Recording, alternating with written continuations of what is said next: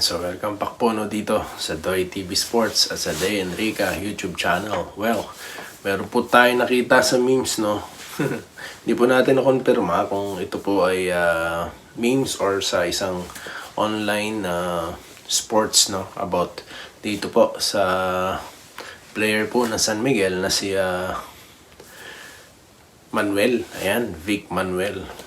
Di daw umano masaya, no, sa kanyang stint or sa diyan sa kanyang kupunan, no, na San Miguel. Kaya mukhang hindi daw magsasign.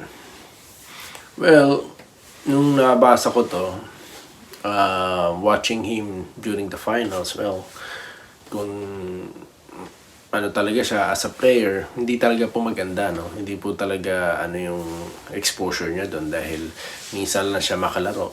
Knowing him, he is a reliable player of the PBA, di ba? Way back no, nasa Alaska siya. Kaya talaga pong maganda sana ang kanya magiging contribution.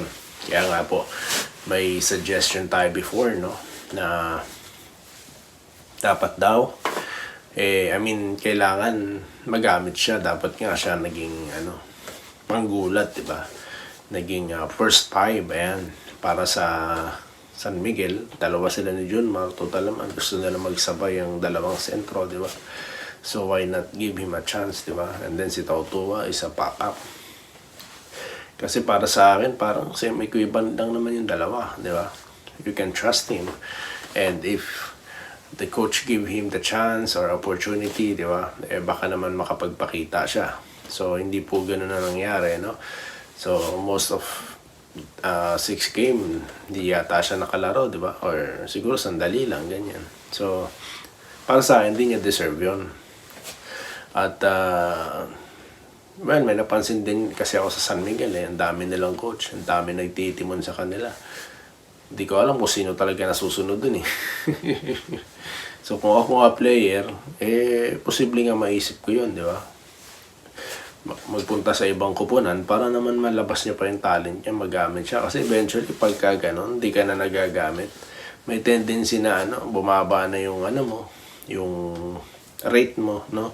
Or yung tawag dito, yung salary mo. Tapos sa susunod, di ka na makakalaro. Baka sa susunod, nasa MPBL ka na. Di ba? Kasi nga, nagbe-base sa performance, no? Sa stats, ang mga kupunan, para ka ma-hire. Para ka, kung ganyan, di ka naman nakakalaro, baba ng, tawag dito, ng stats mo. So, yung chance na mong ma-resign ulit, no? Ma-retain sa team or to another team, mababa na lang, di ba? Or yun nga, meron, pero maliit na na lang. So, yun din siguro ang tinitignan niya. Kaya hindi siya nagpapakampante. Lalo na't alam niya sa sarili niya na may bubuga pa siya. So, kung totoo yan, he wanted to go somewhere else, no? Or kung saan mang kupunan. Well, maganda po yan. At ang magiging komento ko dyan, noon pa kasi nangyayari yan sa San Miguel, no? Na mayroong player na hindi napapalaro. Bandang huli, nawawala na sa liga. Di ba?